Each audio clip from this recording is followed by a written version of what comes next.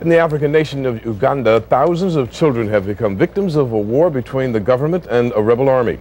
KTVU reporter Craig Heaps recently traveled to Uganda as a guest of the international relief agency World Vision.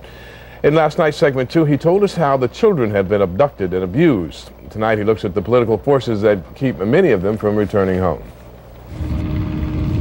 45,000 people jammed the refugee camp at Pabo in northern Uganda. They have been pressed together by fear. Fear that if they stay in their own villages and till their own fields, the anti-government rebels of the Lord's Resistance Army, the LRA, will kill them and abduct their children. The rebels will surely abduct you. Yesterday, they abducted 3 boys who went back to dig in their villages.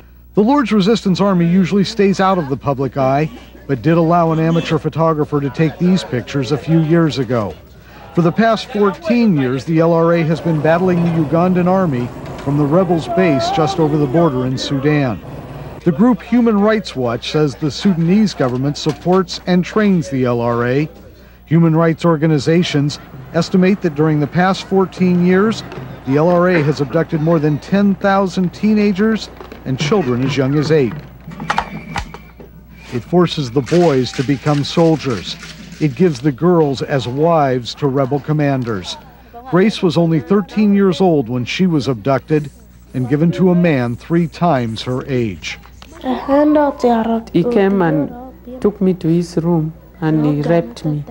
And after that, we continued to stay for 1 more year with him.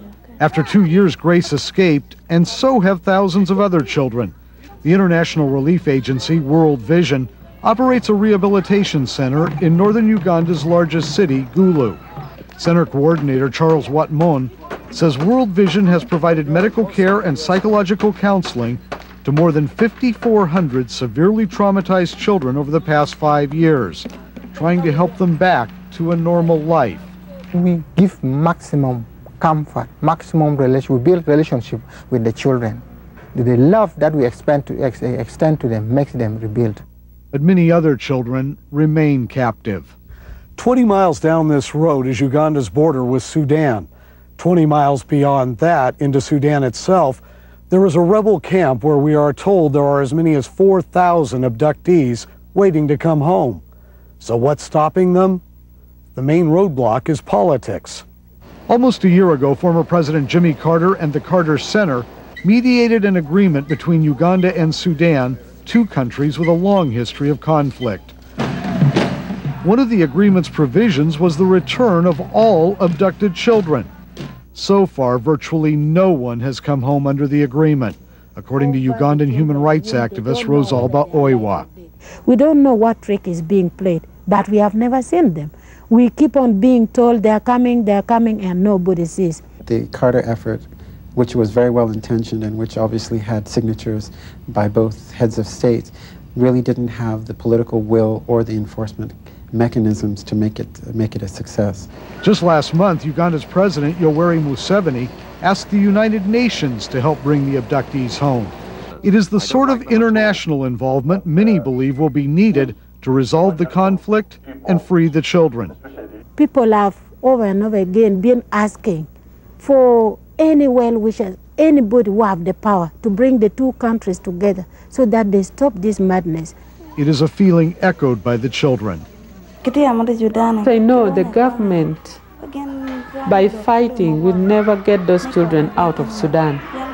So it is proper for the outside world to put pressure on the government of Sudan. And to some, the outside world means the United States.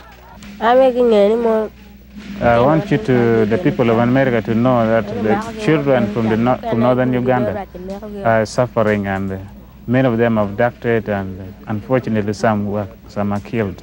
The United States, which supports Uganda and is at odds with Sudan, has condemned the abductions, but Amnesty International says that so far, the U.S. government has taken little or no action. The next administration and Congress are going to have to prioritize the issue of child soldiers, not just in northern Uganda, but throughout the world. Meantime, non-government organizations such as World Vision work to heal the children physically and psychologically in hopes of restoring their lives. It's now 15 years we are going through. They had those children who were born when this thing started. They've never known any peace. You see?